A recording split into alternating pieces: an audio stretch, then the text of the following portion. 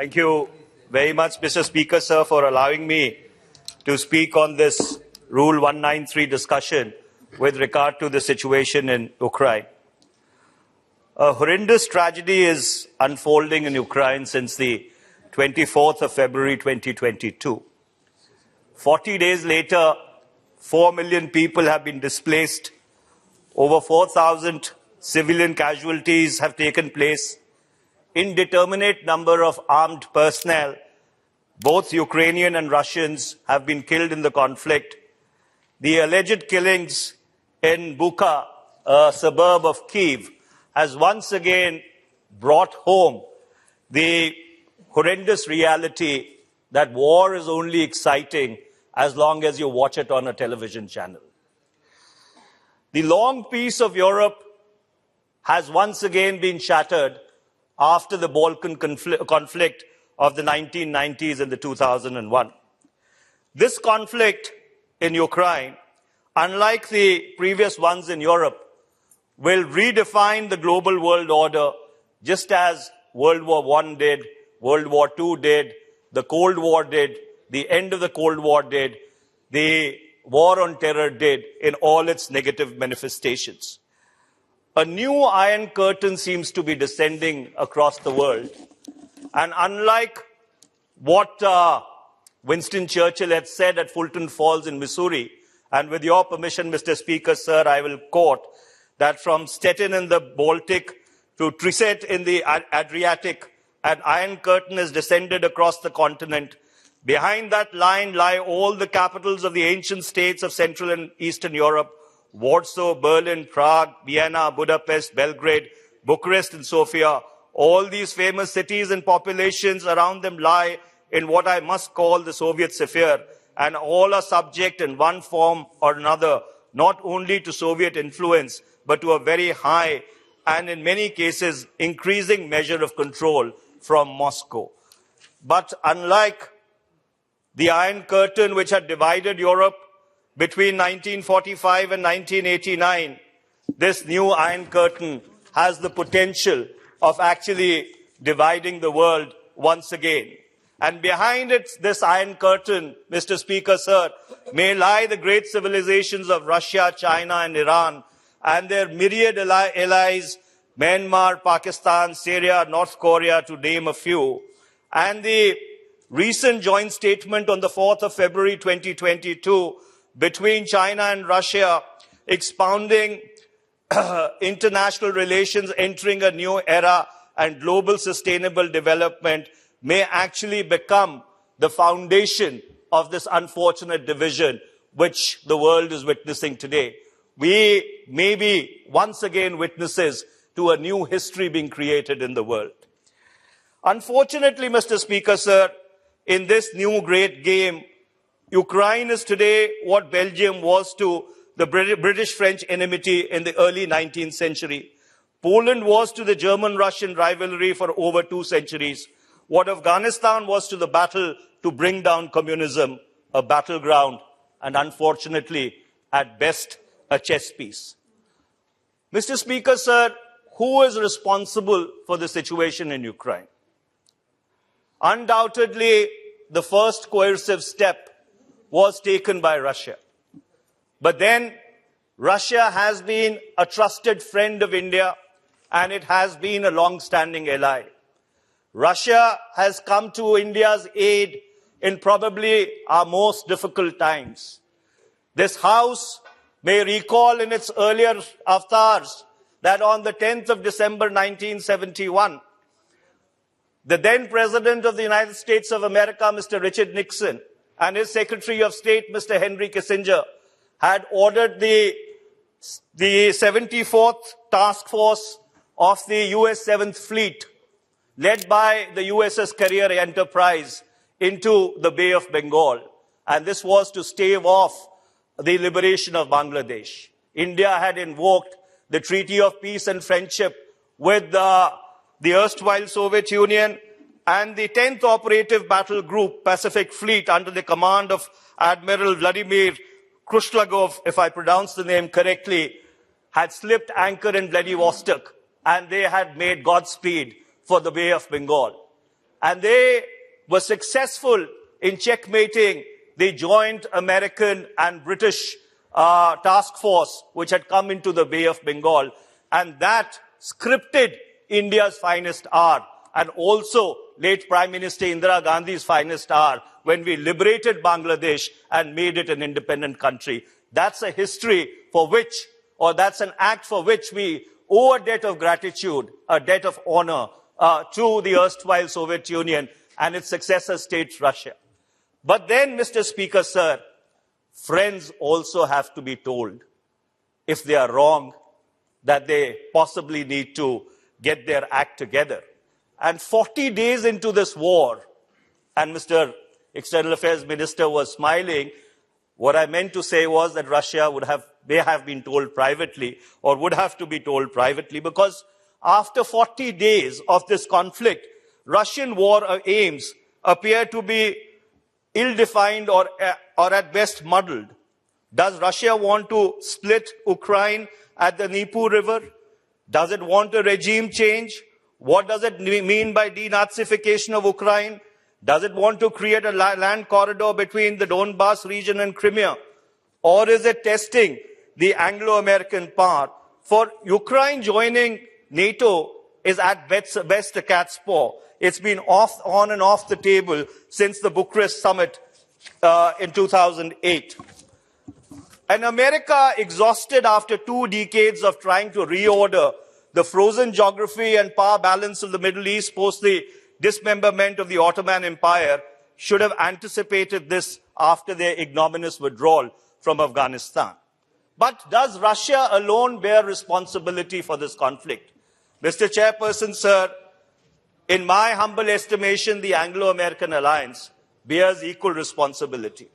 On the 26th of December 1991, Mr. Chairperson, sir, when the erstwhile Soviet Union ceased to exist, or it was dissolved, Ukraine was the 3rd largest nuclear nation in the world. It had the 3rd largest nuclear arsenal in the world. In 1994, in terms of the Budapest Memorandum, which was midwifed by the United States and Great Britain, Ukraine was stripped of its nuclear arsenal in return for amorphous security guarantees that if its peace or sovereignty was ever transgressed upon or trifled with. But unfortunately, when the push came to the shove, these political commitments evaporated into thin air. We have a saying in Punjabi, Mr. Chairperson, sir, and it goes as such, ki Rab nede ke kusun, is God closer or the punch? And unfortunately, Ukraine traded amorphous security guarantees for what was a substantive, tangible security guarantee it had in terms of its nuclear weapons and its nuclear arsenals. This is a cruel thing to say, Mr. Chairperson, sir, but unfortunately, in the times that we live in, I think it needs to be said. Ukraine also, unfortunately, it seems miscalculated. They should have been far more sensitive to Russian concerns and the eastward expansion of NATO, which Russia time and again characterized as a security threat to its own sovereignty and integrity as a nation.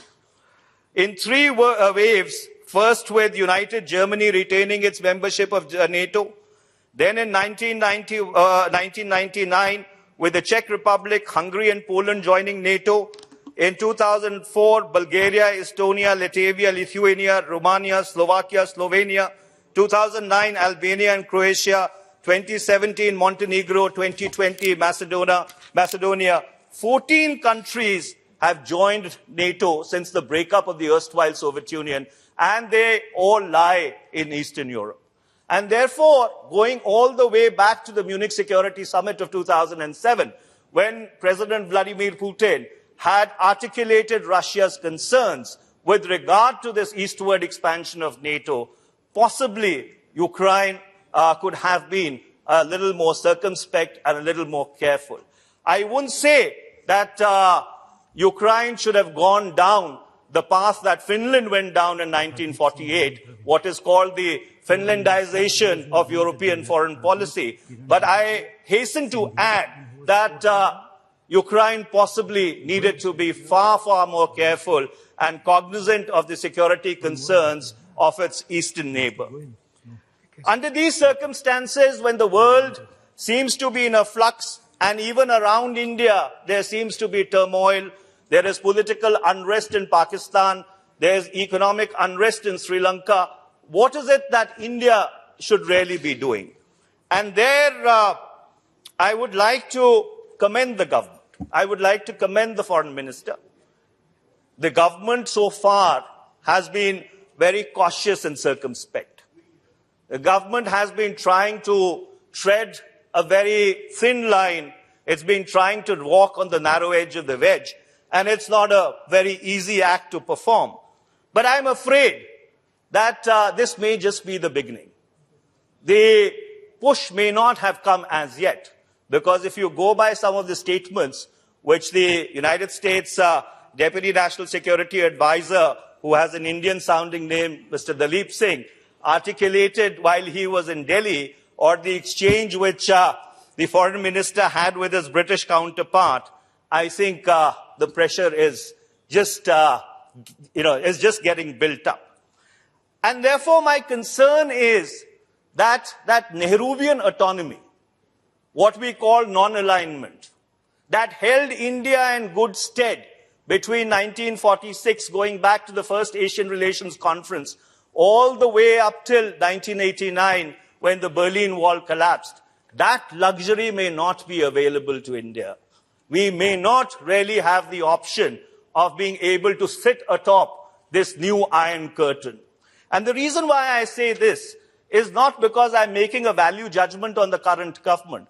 Unfortunately, the geopolitical situation as it has evolved, post the collapse of the Soviet Union and Eastern Europe, has also made India take positions going back 3 decades.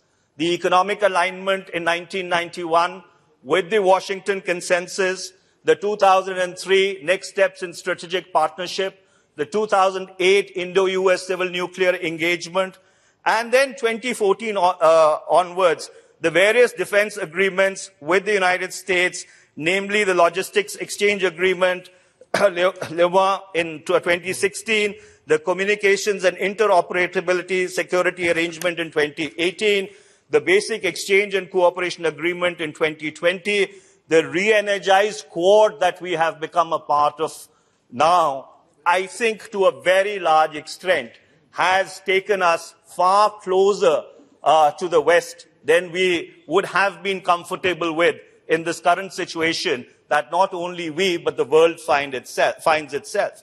So therefore, under those circumstances, I would like to, I'll just take 2 more minutes, Mr. Chairperson, sir.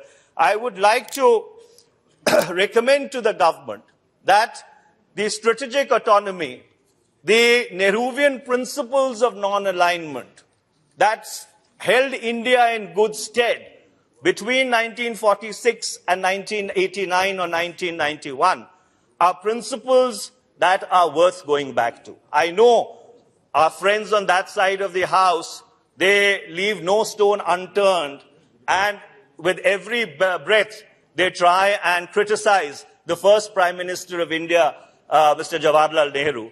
But the fact remains that those principles which were enunciated then possibly have stood the test of time. And Ukraine, and the crisis in Ukraine, and the position which the government of India has taken possibly bears the most eloquent testimony to those principles which were articulated at the founding of our republic. I would just end by saying a few words about the evacuation. I would once again like to commend the government for extricating Indian students from an extremely difficult, precarious situation. The External Affairs Minister had at length explained in the other house, and I was watching it on television, as to how the operation was complex and fraught with difficulties. But may I hasten to add that India has had a long history of evacuations. We've done 23 major evacuation operations going all the way back to 1962, 63. And may I mention some of them? 63, 64, Burma, Southeast Asia, where we took out between 300,000 to 500,000 people. August to October 1990, Kuwait, where we took out 170,000 to 200,000 Indians. 2006, July, Lebanon, where we evacuated about 12,000 people under Operation Sakoon. Libya, February, March 2011, and I can go on and on, chapter and verse. But I regret to say, Mr. Chairperson, and I'm ending my intervention, I have never seen the kind of chest thumping, the kind of self-congratulatory ecstasy, if I may say, which was at display during the recent evacuations. Making young students, children, chant slogans in favor of the government in aeroplanes by ministers of the government of India, I think was a self-defeating spectacle. I would like to commend the government that whatever efforts you had made, commendable efforts, unfortunately got undone by that spectacle which was completely unnecessary. Thank you very much, Mr. Chairperson.